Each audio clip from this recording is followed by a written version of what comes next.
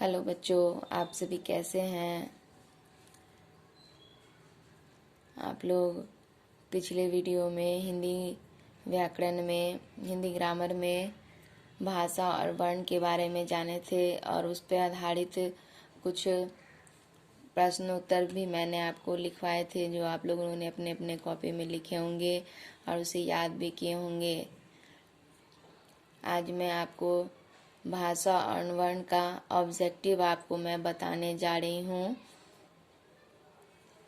भाषा के बारे में तो आप लोग जानते ही हैं। भाषा वो माध्यम है जिसके द्वारा हम अपने मन की बात दूसरों तक पहुंचाते हैं, दूसरों के मन की बात को समझते, उसे भाषा कहते हैं। उसे जानते ही, उसके प्रकार के बारे में आप लोग जानते ही होंगे। क्वेश्चन मैं आपको प्रश्नोत्तर में आपको लिखवाई थी। आज मैं आपको इसका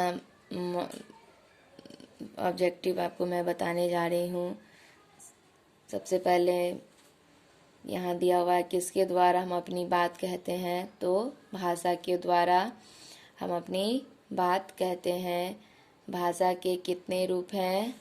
भाषा के 2 रूप हैं, मौखिक और लिखित। यहाँ देख रहे हैं बच्चों, ये रिक्त स्थान है, खाली स्थान। यहाँ कुछ शब्द दिए हुए हैं जिसको आपको इस खाली स्थान में भरकर वाक्य को पूरे करने हैं।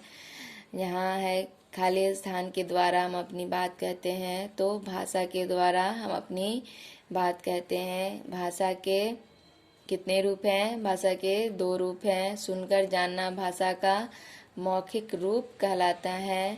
पढ़कर जानना भाषा का क्या कहलाता है? लिखित रूप। हम दूसरों की बात जानते हैं, सही और गलत का निशान लगाना है। हम दूसरों की बात जानते हैं किसके द्वारा? भाषा के द्वारा या शिक्षा के द्वारा? तो भाषा के द्वारा। भाषा के रूप हैं कितने? 4 या 2?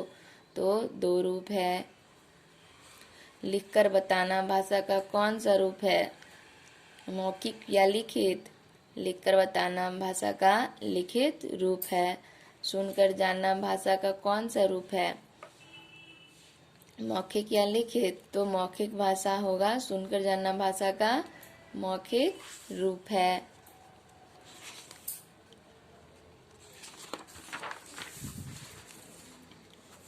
यहाँ देखें बच्चों, नीचे दिए गए चित्रों को ध्यान से देखिए और जिस चित्र पर भाषा के मौखिक रूप का प्रयोग हो रहा है उसके नीचे मौखिक, तथा जिस चित्र में भाषा के लिखित रूप का प्रयोग हो रहा है उसे नीचे लिखित रूप लिखिए। तो आप देख रहे हैं यहाँ पेपर पढ़ रहा है आदमी, तो क्या हो गया? ये लिखित रूप, क्योंकि पढ़कर समझना भाषा का लिखित रूप होता है। यहाँ भी ये बच्चा पढ़ रहा है किताब, तो ये लिखित रूप है। ये मौखिक रूप है, क्योंकि टीवी देखना, देखकर सुनकर समझना क्या होता है? मौखिक रूप कहलाता है। ये लिखित रूप लिख रही है, तो ये क्या हो गया? लिखित रूप। फ़ोन पे बात करना मौखिक रूप। ये बोर्ड पर समझा रहे लिखकर, तो ये क्या हो गया? भाषा का लिखित रूप। तो भाषा का ऑब्जेक्टिव आप लोग जाने। अब वर्ण के बारे में जानेंगे। वर्ण का ऑब्जेक्टिव, वर्ण के एक बार समझा दें। वर्ण भाषा की सबसे छोटी ध्वनि है जिसको खंड या टुकड़ा नहीं किया जा सकता। वर्ण कितना होता है? वर्ण 2 होता है, स्वर और व्यंजन। स्वर हमारे कितने हैं? 11 स्वर हैं और व्यंजन 33 होते हैं। यहाँ देखेंगे बच्चों, दिया हुआ है, सही कथन पे सही का, गलत कथन पे गलत का निशान लगाने के लिए कह रहा है। वर्णों को क्रम से मिलाने पर क्या बनता है? वर्णमाला। वर्णमाला में स्वर और व्यंजन होते हैं। सही। घ संयुक्त व्यंजन है। गलत। संयुक्त व्यंजन कौन कौन होते हैं? क्ष, त्र, ज्ञ और श्र। अक्ष संयुक्त व्यंजन है, च और छ से बनता है। गलत। अक्ष जो है क हलंत जोड़ स हलंत मूर्धन्य स हलंत जोड़ अ से बनता है, ये गलत है। ओ तथा औ अयोग हुआ है, गलत। नीचे दिए गए शब्दों से स्वर अलग करके लिखिए। तो ऐनक में स्वर कौन है? ऐनक शब्द में स्वर कौन है? ए है। ऊन में ऊ दीर्घ ऊ है स्वर। औरत में स्वर कौन है? औ है। इबादत में स्वर कौन है? हर्ष ई है। अमरूद में स्वर कौन है? रू है। म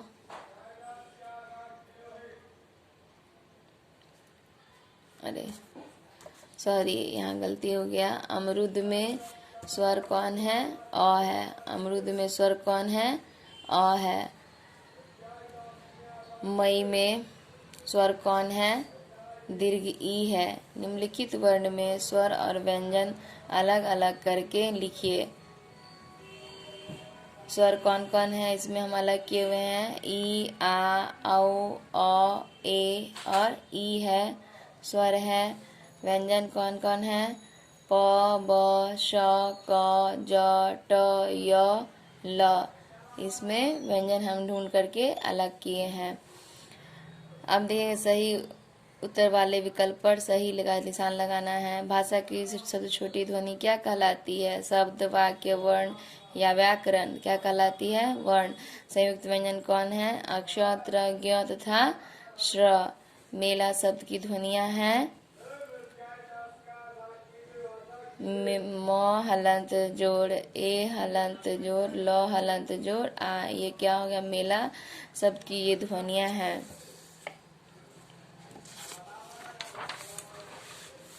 अकबर शब्द में स्वर है कौन? अ है अकबर शब्द में स्वर। यहाँ नीचे दिए गए चित्रों को पहचान कर उनका नाम लिखिए और नाम की ध्वनियाँ भी लिखिए। तो यहाँ इसके चीज का चित्र है मछली का।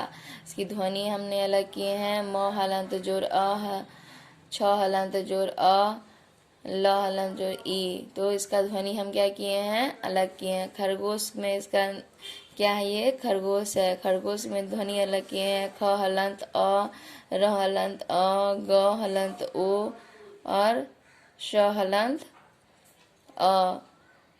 तो हम उम्मीद करते हैं कि आप इस ऑब्जेक्टिव को अपने किताब खरीदे होंगे तो किताब में इसको फिल करेंगे, भरेंगे।